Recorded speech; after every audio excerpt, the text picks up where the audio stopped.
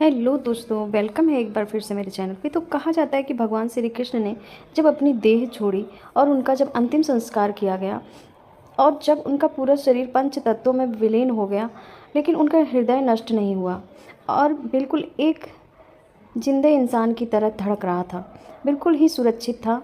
और ये बात बहुत कम लोगों को पता होगा कि आज भी ये हृदय बिल्कुल सुरक्षित है, जो कि जगन्नाथ भगवान की काष्ठ की मूर्ति में बसा हुआ है और धड़कता रहता है। जब भी भगवान जगन्नाथ मंदिर की सफाई होती है तो ये सोने से बने हुए झाड़ू से होती है। भगवान जगन्नाथ को कलयुग का भगवान भी माना जाता है। उड़ीसा के पुरी में भगवान जगन्नाथ जी अपनी बहन सुभद्रा और भाई बलराम के साथ विराजमान हैं।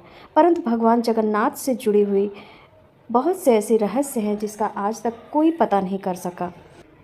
जगन्नाथ भगवान की प्रतिमा हर 12 वर्ष बाद बदल दी जाती है और जब प्रतिमा को बदलना होता है तो पुरी में हर जगह की लाइट बंद कर दी जाती है। मंदिर के चारों तरफ सीआरपीएफ सेना लगा दी जाती है ताकि कोई भी व्यक्ति मंदिर के अंदर ना घुस पाए। मंदिर में पूरी तरह से अंधेरा रहता है और पुजारी की आंखों पर भी एक पट्टी बांध दी जाती है और पुजारी अपने दोनों हाथों में दस्ताने पहनकर पुरानी मूर्ति में से एक ब्रह्म पदार्थ निकाल कर नई मूर्ति में डालता है। ये पदार्थ क्या है आज तक कोई पता नहीं लगा सका है और हजारों वर्षों से एक मूर्ति से दूसरी मूर्ति परिवर्तित करते रहते हैं। यह एक ऐसा अलौकिक पदार्थ है जिसको छूने पर इंसान का पूरा शरीर भस्म हो जाता है। माना जाता है कि इसका संबंध भगवान श्री कृष्ण से है।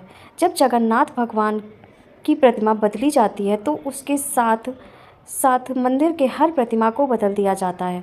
प्रतिमा तभी बदला जाता है कि जब आषाढ़ के 2 महीने आते हैं। वैसे ऐसा 12 से 14 सालों में एक बार होता है।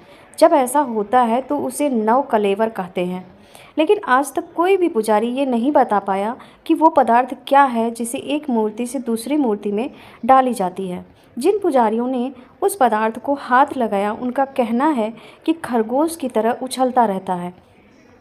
और आज भी हर साल जगन्नाथ यात्रा के पहले वहाँ के राजा स्वयं अपने हाथों से झाड़ू लगाते हैं।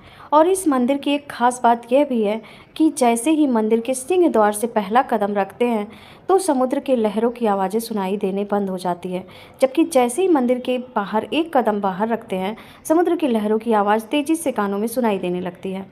अक्सर मंदिर के ऊपर पक्षी बैठे हुए होते हैं, परंतु जगन्नाथ मंदिर के ऊपर से कोई भी गुजरता हुआ नहीं दिखता और मंदिर पर लगा हुआ झंडा हमेशा हवा के विपरीत दिशा में लहराता है और पूरे दिन किसी भी समय भगवान जगन्नाथ मंदिर के मुख्य शिखर की परछाई नहीं बनती है। मंदिर के लगभग 45 मंजिल ऊपर लगे झंडे को प्रतिदिन बदला जाता है, क्योंकि ऐसा माना जाता है कि अगर एक भी दिन नहीं बदला गया तो मंदिर पूरे 18 सालों के लिए बंद हो जाएगा। और मंदिर के शिखर पर एक सुदर्शन चक्र लगी हुई है जिसको हर दिशा में देखने पर उसका मुख आपकी तरफ ही दिखाई देगा। मंदिर के प्रसाद जब बनता है तो उसको पकाने के लिए एक के ऊपर एक बर्तन रखा जाता है और नीचे लकड़ी की आग लगाई जाती है। सबसे ऊपर रखे हुए बर्तन का प्रसाद सबसे पहले पकता है। जगन्नाथ भगवान मंदिर में कभी प्रसाद घटा नहीं है और सबसे आश्चर्य की बात यह है कि मंदिर के कपाट जब बंद होते हैं तो प्रसाद भी अपने आप समाप्त हो जाता है।